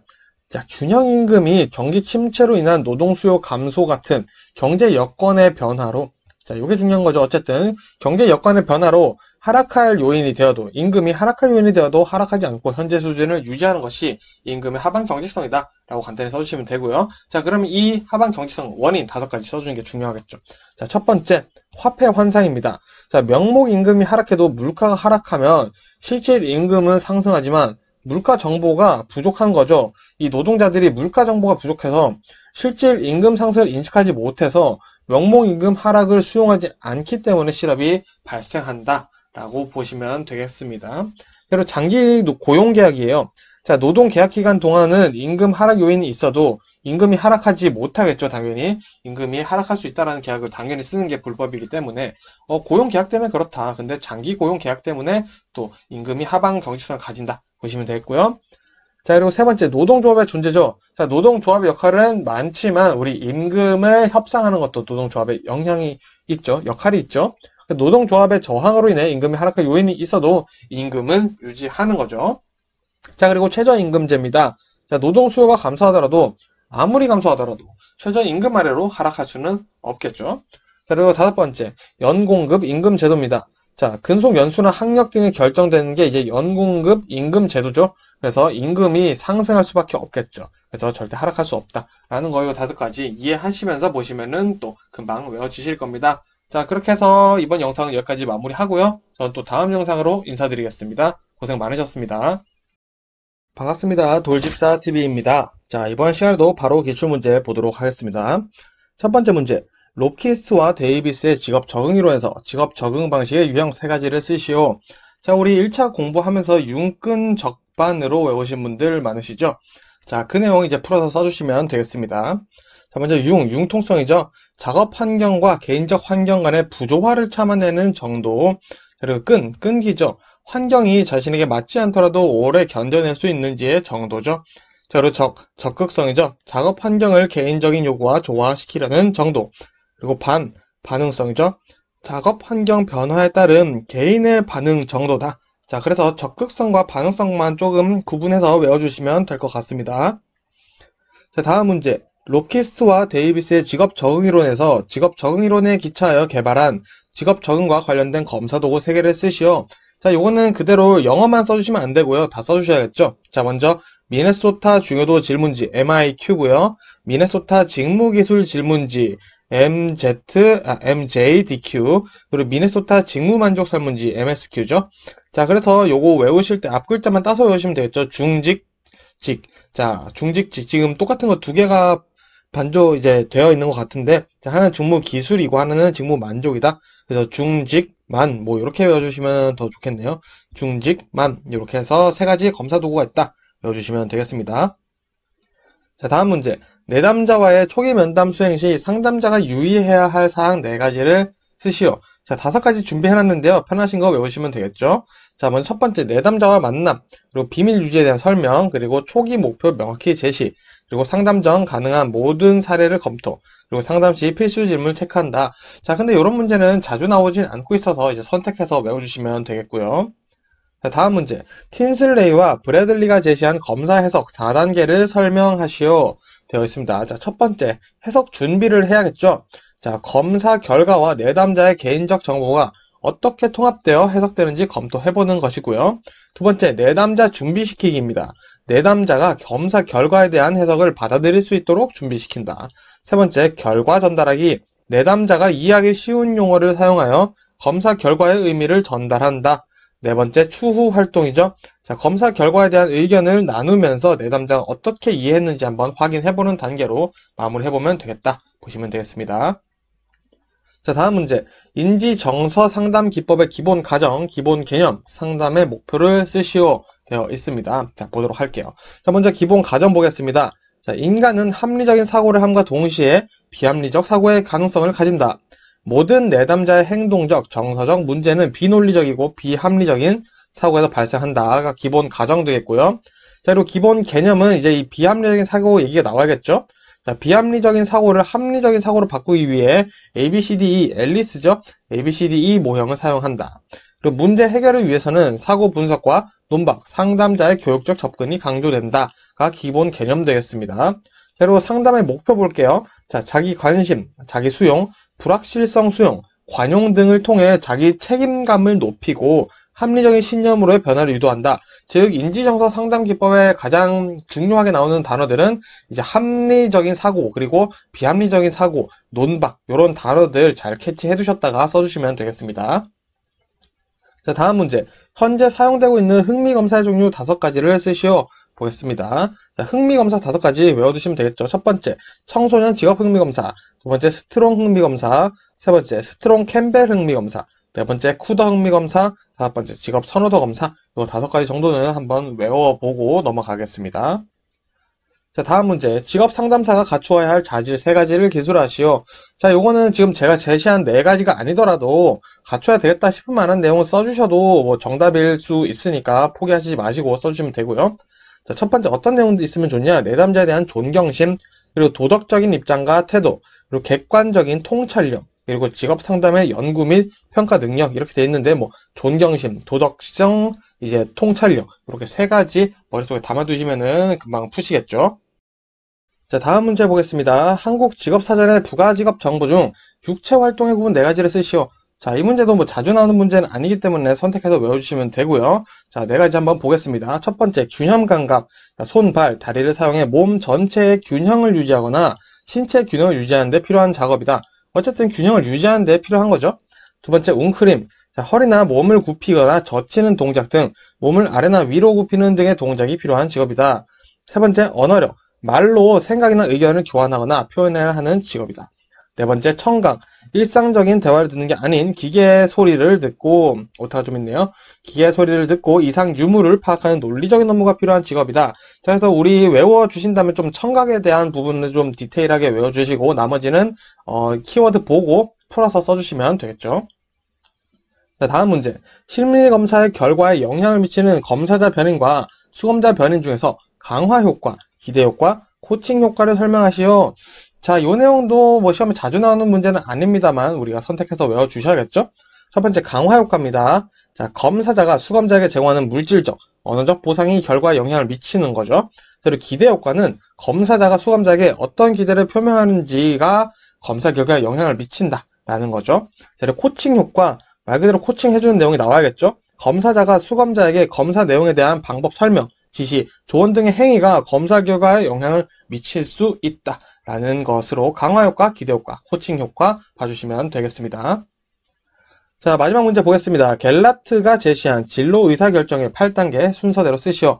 자, 1번과 8번은 제시돼서 나올 거고요. 우리는 2번에서 7번만 외워주시면 되겠습니다. 그래서 정보 수집, 대안 열거, 대안의 결과 예측, 대안의 실현 가능성 예측, 가치평가, 의사결정이죠. 자, 그래서 우리 정보 수집의 정, 그리고 대안 열거의 대, 그리고 대안의 결과 예측이니까 여기서는 결, 그리고 대안의 실현 가능성 예측이니까 실, 그리고 가치평가, 그리고 의사결정 해서 정대결실가이, 정대결실가이, 갤라트는 정대결실가이다 해서 도식화해서 외워주시면 되겠습니다. 그래서 이번 영상은 여기서 마무리하고요. 저는 또 다음 영상으로 인사드리겠습니다. 고생 많으셨습니다. 반갑습니다. 돌집사TV입니다. 자, 이번 시간에는 우리가 기존까지 계속 암기하는 부분들 나왔었죠. 그래서 이 영상이 이제 암기하는 게 마지막이고요. 그래서 나머지 2개 영상은 계산 문제입니다.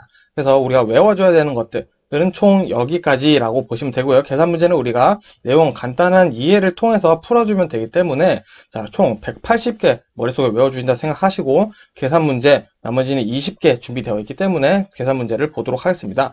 자, 그래서 조금만 더 힘내서 마무리 해보도록 하겠습니다.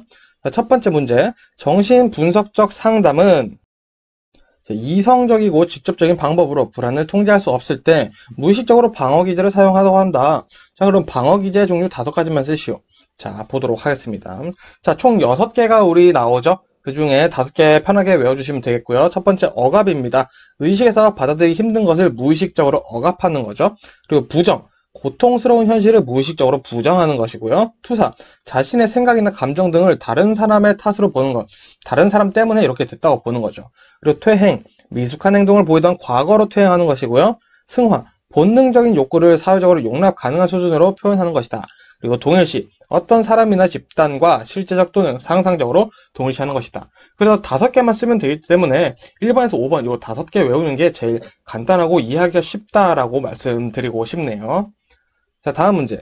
실직하고 나서 나는 무능하다 라는 부정적인 자동적 사고가 떠올라 우울감에 빠진 내담자에게 100의 인지행동적 상담을 한다고 하자 이 내담자의 부정적인 사고를 반박하고 긍정적인 대안적 사고를 갖게 하기 위해 사용할 수 있는 방법 3가지를 설명하시오. 자, 굉장히 거창해 보이지만 이 3가지 인지행동적 100의 내용 써주시면 되겠죠. 자, 첫 번째 언어적 기법입니다. 자, 인지행동적이기 때문에 우리 비합리적인 신념을 논박하는 내용이 나와야겠죠. 그래서 비합리적인 신념을 논박하여 내담자의 언어를 변화시킨다. 이게 언어적 기법이고요. 그리고 정서적 기법. 내담자가 합리적인 정서를 상상하도록 한다. 도와준다. 보시면 되겠고요. 그리고 행동적 기법이 나옵니다. 목표 행동을 하게 함으로써 신념 체계를 변화시킨다. 그래서 행동을 시켜준다. 라고 보시면 되겠습니다. 자, 다음 문제. 측정의 신뢰성을 높이기 위해선 측정 오차를 최소로 줄여야 한다. 측정 오차를 줄이기 위한 구체적인 방법 3가지를 쓰시오. 자, 이런 문제 자주 나오지는 않습니다. 그래서 선택해서 외워주시면 되겠죠.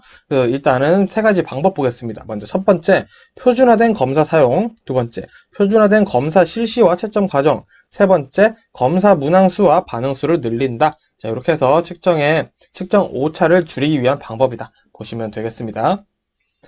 자, 다음 문제. 발달적 직업상담에서 직업상담사가 사용할 수 있는 기법 중 진로 자서전과 의사결정일기를 각각 설명하시오. 자, 이것도 우리 1차에서 많이 봤었던 내용이죠. 한번 풀어보겠습니다. 첫 번째, 진로 자서전이죠. 자, 내담자가 과거에 어떤 진로 의사결정을 했는지 자유롭게 기술해보는 거예요. 자, 여기에는 이제 일상의 경험이나 학과 선택, 일 경험 이런 것들이 포함된다. 자, 이렇게 써주시면 되고요. 자, 의사결정일기는 진로 자서전의 보조 역할을 해주는 역할이죠. 그래서 내담자의 진로 상황에서 일상적인 의사결정 방식을 작성해 보도록 하는 거예요. 그래서 말씀드렸던 것처럼 의사결정일기는 진로 자서전에 보충 역할을 해준다. 이거까지 써주시면 아주 베스트겠죠. 자, 다음 문제. 인지정서적 상담이론에서 비합리적 신념의 뿌리를 이루고 있는 것으로 가정한 3가지 당위성을 쓰고 각각 예를 들어 설명하시오. 자, 우리 이것도 1차 필기에서 많이 봤었다. 그죠? 한번 보겠습니다. 첫 번째, 자신에 대한 당위성이죠. 나에 대한 당위성입니다. 자, 나는 어떤 사람이 되어야 한다는 당위적 신념이에요. 그래서 예를 들어보면 나는 반드시 훌륭한 사람 혹은 성공한 사람이 되어야 한다. 이런 신념이 자신에 대한 당위성인 거고요. 자, 나에 대해서 봤으니까 타인에 대한 당위성도 있겠죠. 그래서 타인에 대한 당위적 신념이죠. 예를 들어보면은 타인은 나를 합리적으로 나에게 친절하게 대해야 돼 라고 생각하고 있는 당위성이 있다 라고 보시면 되겠고요. 자, 나와 타인을 봤으니까 이제 세상을 봐야겠죠. 세상에 대한 당위성입니다. 환경이나 상황이 내 위주로 돌아가야 된다라는 당위적 신념이죠. 그래서 예를 들어 보면 세상은 반드시 내 위주로 돌아가야 돼. 아, 이 집단에서는 무조건 내가 리더가 돼야 돼. 약간 그런 식으로 생각하는 게 세상에 대한 당위성이다 라고 보시면 되겠습니다. 자, 다음 문제. 심리검사 사용의 윤리적 문제와 관련하여 주의하여야 할 사항 6가지 쓰시오. 보겠습니다. 자, 심리검사의 개발 시기가 오래되면 평가 결과가 시대에 뒤떨어질 수 있음을 인정한다. 당연하죠. 자, 두 번째, 타당도와 신뢰도가 높은 표준화된 검사를 사용한다. 맞죠? 그리고 세 번째, 피검사자가 이해하기 쉬운 언어로 설명해야 된다. 자, 이것도 자주 나오는 내용들이죠. 네 번째, 검사의 사용 여부, 비밀 보장 등 피검사자의 권리를 존중한다. 다섯 번째, 적절한 훈련을 받았거나 자격이 있는 자가 검사를 한다. 당연하죠. 여섯 번째, 심리검사의 결과는 사용 목적에 맞게 제한적으로 사용해야 된다. 자, 그래서 이것도 1차 필기 준비 잘 하신 분들은 아, 이 내용 있었지 하고 기억하실 만한 문제죠. 자, 다음 문제. 자기 보고식 가치 사정하기에서 가치 사정법 6가지를 쓰시오. 자, 이것도 우리 1차에서 많이 봤었다. 그죠? 첫 번째, 존경하는 사람 말하기. 두 번째, 과거의 선택 회상하기. 세 번째, 백일목 말하기. 네 번째, 절정 경험 조사하기. 다섯 번째, 체크 목록 가치의 순위 매기기. 여섯 번째, 자유시간과 금전 사용 계획 조사하기. 자, 그래서 존경하는 사람, 그리고 과거 회상하기, 그리고 백일목 말하기, 절정 경험 조사하기, 체크 목록 가치 순위 매기기, 자유시간과 금전 사용 계획 조사하기. 이렇게 키워드만 따놓으셨다가 풀어서 써주시면 되겠죠.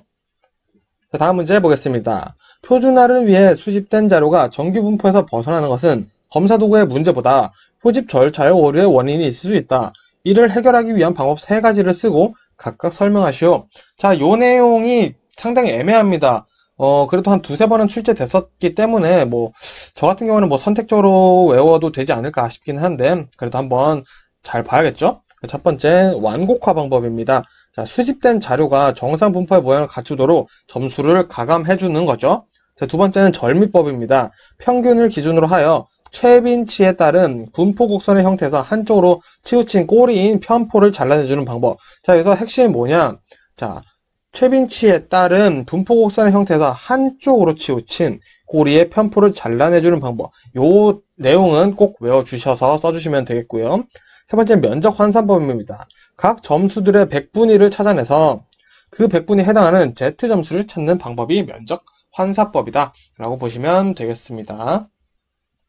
자, 다음 문제 보겠습니다. 사용자는 다른 조건이 일정할 때 사직률이 낮은 근로자를 선호하지만 사회적인 관점에서는 바람직하지 않다. 사용자가 사직률이 낮은 근로자를 선호하는 이유와 사직률이 낮은 근로자가 사회적으로 좋지 않은 영향을 주는 이유를 설명하시오. 보겠습니다. 자, 이거는 전반적인 내용을 이해하셔야 돼요. 자, 일단 한번 보겠습니다. 자, 사용자가 사직률이 낮은 근로자를 선호하는 이유는 첫 번째, 그동안 근로자에게 투입한 교육 훈련 비용을 회수하지 못하며 신규 채용에 필요한 비용과 훈련 비용이 요구된다. 자, 이거죠. 아, 내가 너를 이렇게 열심히 키웠는데 너가 우리 회사를 떠나서 가? 아, 그럼 또 새로운 애 키워야 되네. 이게 싫은 거죠. 두 번째, 장기 근속자가 없게 되면 노동 생산성 향상이 어려진다. 자, 이걸 풀어보면은 그래도 경력자가 있어야지 또 이렇게 일이 잘 돌아가고 하겠죠. 자, 그런 내용 때문인 거고요. 세 번째, 사직이 만드는 비용을 절감하여 기업의 이윤 극대화를 추구하기 때문이다. 자, 이 내용은 우리가 앞에 나왔었던 신규 채용에 필요한 비용, 훈련 비용 이런 것들이 다 포함된 거죠. 그래서 사직을 했을 때 발생할 비용을 없애서 기업의 이윤 극대화를 하겠다. 그래서 사직률이 낮은 근로자를 좋아한다는 거죠. 자, 그러면 사직률이 낮은 근로자가 사회적으로 좋지 않은 영향을 주는 이유를 한번 볼게요. 자, 첫 번째, 노동의 자유로운 이동은 적재적소의 근로자를 배출할 수 있어 사회 전반적인 노동 생산성 향상과 보상을 눕힐 수 있다. 그래서 사회적으로 봤을 때는 일 잘하는 사람이 필요한 곳에 있는 게 맞다라는 거죠. 어느 한 기업에 있는 것보다. 그리고 두 번째 보시면 즉 사직률이 낮으면 노동의 자유로운 이동이 어렵다는 거죠. 그래서 인적 자본의 효율적인 사용이 잘 이루어지지 않는다고 볼 수 있기 때문이다 라고 이렇게 해서 내용 써주시면 되겠습니다. 다음 문제 보겠습니다. 노동조합의 임금 효과가 발생하는 경로 중 이전 효과와 위협 효과에 대해서 설명하시오. 자, 이것도 우리 1차에서 많이 봤었죠. 보겠습니다. 먼저 이전 효과 설명해 볼게요. 노동조합의 조직으로 임금이 상승하면 고용이 감소하겠죠. 그래서 실업이 발생하게 됩니다. 이때 실업 발생해서 생긴 실업자들이 비조직 부문으로 이동하게 돼요. 그러다 보니까 비조직 부문의 노동 공급이 증가하게 되겠죠. 그러다 보니까 임금이 하락하게 됩니다. 그래서 이 이전 효과는 파급 효과라고도 한다. 알아두시면 될 것 같고요. 자, 위협 효과 보시면은, 자, 이전 효과가 생겼어요. 그래서, 자, 이전 효과로 인해 비조직 부분의 임금이 하락이 시작됐어요. 이전 효과 때문에. 그쵸? 그러다 보니까 비조직 부분에서도, 우리도 노동조합을 결성하자. 이렇게 결성하고자 하기 때문에 사전에 이런 상황을 방지하고자 사용자, 기업자 측면에서 임금을 미리 인상을 해주는 것이다. 그래서 위협 효과 때문에 임금이 인상될 수도 있다라고 봐주시면 되겠습니다. 자, 그러면 이제 대단원의 마지막 문제 보도록 하겠습니다. 다음 사례를 읽고 물음에 답하시오. 보겠습니다. 자, 김 대리는 능력이 뛰어나 모두에게 그 능력을 인정받고 있다. 매사에 꼼꼼하여 업무 처리 능력이 뛰어난 그가 최근 한 가지 실수를 하였다. 그 실수는 주변 사람들도 모두 괜찮다고 할 만큼 사소한 실수였지만 김 대리는 스스로 내 인생은 이제 끝이야. 나는 더 이상 쓸모없는 사람이야 라고 생각하며 이 회사에서 더 이상 인정받기는 힘들다는 생각을 하게 되었고 이로 인해 이직을 결심하게 되었다. 상담사는 이렇게 이직을 결심하고 자신을 찾아온 김 대리를 보며 합리적 상담, RET를 이용하여 심리 상담을 해야겠다고 생각하였다. 자, 내용 정리해보니까 되게 평소에 일 잘하는 김 대리가 아주 사소한, 누가 봐도 사소한 실수를 해서 나 망했어. 나는 더 이상 쓸모가 없어. 이직해야겠어. 이 생각을 하면서 상담사를 찾아온 거죠. 그래서 상담사가 얘는 합리적 상담, RET 해줘야겠다 라고 본 거죠. 자, 그러면 우리 RET가 뭐죠? RET, 우리 인지행동 정서적 상담이죠. 그렇다라는 거는 이제 비합리적 신념, 논박, 합리적 신념으로 바꾼다. 요 공식이 들어가야 된다는 거죠. 자, 1번 보겠습니다. 자, 이 내남자를 상담할 때 적합한 상담 목표를 쓰시오. 자, 김 대리가 가지고 있는 비합리적인 신념을 비합리적인 신념을 논박하여 수정하고 자기 수용을 통해 합리적 신념을 가지도록 돕는다 혹은 응원한다 라고 써주시면 되겠죠. 자, 그럼 2번 문제. 합리적 정서치료 관점에서 볼 때 내담자가 혼란을 겪고 전직을 고려하게 된 이유를 쓰시오. 자, 우리가 이해한 내용 이거는 그냥 써주시면 되겠죠. 좀 구체적으로 써주시면 되겠죠. 자, 나는 반드시 유능해야 한다는 자신에 대한 당위적 사고. 자, 자신에 대한 당위적 사고가 맞죠, 이게? 그래서 비롯되어 더 이상 쓸모없는 사람이다 라는 비합리적 신념을 느껴 전직을 고려하게 된 것이다. 그래서 여기서 중요한 건 뭐냐? 자신에 대한 당위적 사고를 지금 하고 있다라는 글 하나 써주시고요. 그리고 비합리적인 신념을 느낀 부분을 같이 써주셔야 된다. 이 두 가지를 써주시는 게 상당히 중요하다라고 말씀드리고 싶습니다. 자, 이렇게 해서 우리 총 지금까지 거의 약 180개 정도 되는 암기 부분을 봤고요. 나머지 영상은 이제 계산 문제 20개 준비해놨으니까 계산 문제는 이제 푸시다 보면은 금방 외워지시니까 굳이 외울 필요 없다라고 느껴보시고 이제 180문제 열심히 암기해보시면 되겠습니다. 자, 오늘 영상 여기까지 마무리하고요. 저는 다음 영상부터는 계산 문제로 인사드리도록 하겠습니다. 고생 많으셨습니다.